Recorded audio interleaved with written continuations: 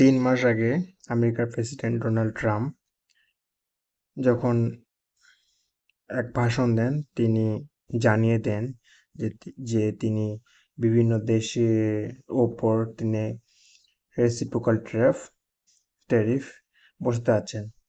আমরা যেমন দেখি চায়না আমেরিকার পণ্যে 67% যে ট্যারিফ দিয়েছে, তার প্রতিক্রিয়া হিসেবে আমেরিকা 34% ট্যারিফ দিবে। তেমনি ইউরোপীয় ইউনিয়ন যেমন আমেরিকার পণ্যে 39% ট্যারিফ দিয়েছেন, তিনি এর রেসিপ্রোকাল হিসেবে 20% ট্যারিফ আরোপ করতেছেন।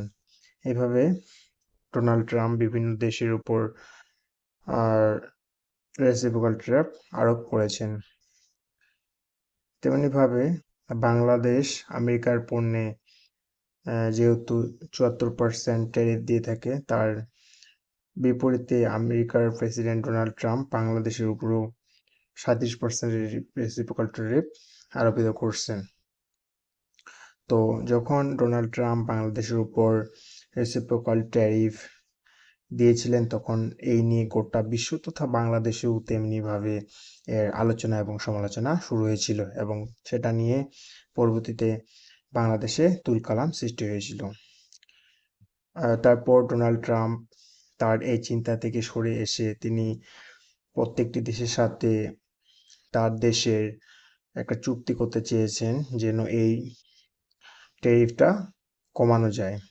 তার জন্য তিনি প্রত্যেক দেশকেই 3 মাস সময় দিয়েছিলেন। তো এই 3 মাস পর আবার তিনি বাংলাদেশের উপর 35% ট্যারিফ আরোপ করছেন।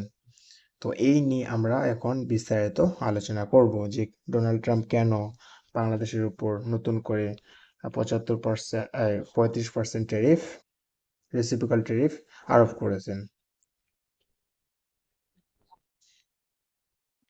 বাংলাদেশের মূল সারির একটি গণমাধ্যম বিজনেস স্ট্যান্ডার্ড এর দিকে যদি আমরা লক্ষ্য করি, তাহলে এখানে বুঝতে পারতেছি যে আমেরিকা যে বাংলাদেশকে 3 মাস সময় দিয়েছিল, সেই সময়টাতে আমরা আমেরিকার সাথে ভালো মতো নেগোসিয়েশন করতে পারিনি। তার কারণেই আমেরিকার যে প্রেসিডেন্ট ডোনাল্ড ট্রাম্প, তিনি বাংলাদেশের যে চিফ অ্যাডভাইজার মোহাম্মদ ইউনূস আছে, তাকে তিনি চিঠির মাধ্যমে জানিয়ে দিয়েছেন যে বাংলাদেশের উপর 35% ট্যারিফ দেওয়া হয়েছে। তো আমরা যদি এই যে আমেরিকা বাংলাদেশের উপর 35% ট্যারিফ দিল, এর যে ফলাফল বাংলাদেশে যে নেতিবাচক প্রভাব পড়বে, সেটা যদি আমরা বুঝতে চাই, তাহলে আমাদের বাংলাদেশে এক্সপোর্ট এবং ইম্পোর্ট সম্পর্কে মোটামুটি জ্ঞান থাকা জরুরি। তো আমরা যদি এখানে লক্ষ্য করি যে বাংলাদেশ এক্সপোর্ট 2025 যেটা রয়েছে, তাতে যদি লক্ষ্য করি, আমরা গোটা বিশ্বে যতগুলো এক্সপোর্ট করি, তার মধ্যে আমেরিকায় আমরা 18% এক্সপোর্ট করি, এবং এর পরিমাণটা হচ্ছে $8.69 বিলিয়ন মার্কিন ডলার। তো আমরা বুঝতে পারতেছি যে আমেরিকা বাংলাদেশের জন্য একটা কত গুরুত্বপূর্ণ দেশ, এবং বাংলাদেশ আমেরিকা থেকে মাত্র ইম্পোর্ট করে 2.4 বিলিয়ন। তার মানে আমরা এখানে বুঝতে পারতেছি যে বাংলাদেশ আমদানি এবং রপ্তানির মধ্যে বাংলাদেশ লাভজনক অবস্থায় রয়েছে। তাহলে এই যে বাংলাদেশ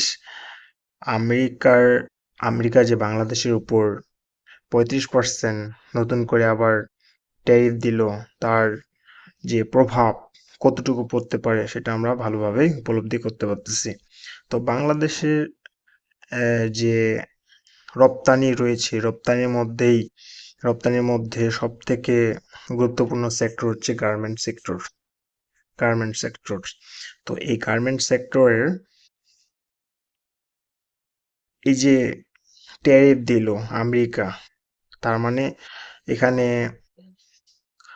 পরোক্ষভাবে গার্মেন্টসের উপরেই এই যে মূল প্রভাবটা পড়বে।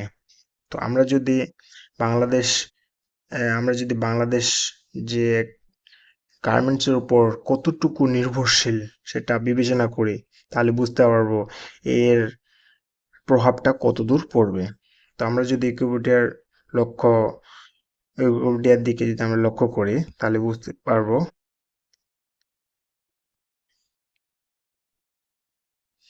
আমরা যদি ইকুইপিডিয়ার তথ্য বিশ্লেষণ করি, তাহলে বুঝতে পারবো যে বাংলাদেশ গার্মেন্টসের উপর কতটা নির্ভরশীল।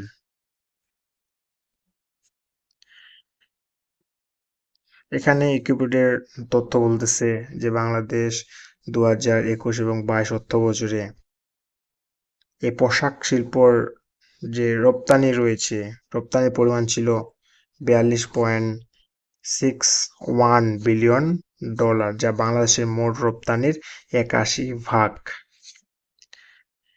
এবং বর্তমানে যে তৈরি পোশাক বিশ্বে যতগুলো দেশ রয়েছে তার মধ্যে বাংলাদেশের অবস্থান ছিল দ্বিতীয় অবস্থানে।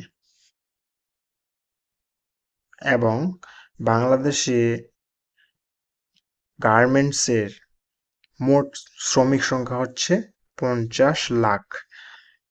সরাসরি এবং পরোক্ষভাবে বাংলাদেশের যে গার্মেন্টস সেক্টরটা রয়েছে 50 লক্ষ শ্রমিকের সাথে সরাসরি সংযুক্ত। তাহলে আমেরিকার এই যে স্যাংশন বাংলাদেশের উপর পড়ল, এর প্রভাব যদি গার্মেন্টস শিল্পে পড়ে তাহলে 50 লক্ষ মানুষ পরোক্ষ বা প্রত্যক্ষভাবে বেকার এর দিকে ঝুঁকে পড়তে পারে।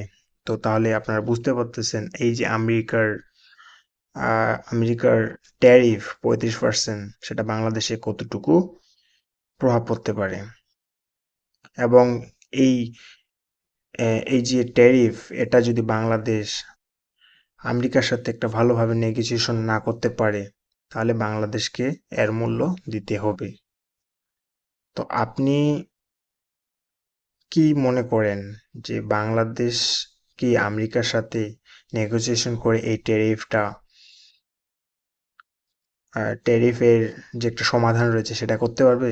আপনার যদি সেটি মনে হয় তাহলে আপনার এই মতামতটি কমেন্টের মাধ্যমে জানাতে পারবেন। আর ভালো লাগলে অবশ্যই লাইক এবং শেয়ার করতে পারেন। ধন্যবাদ সকলকে।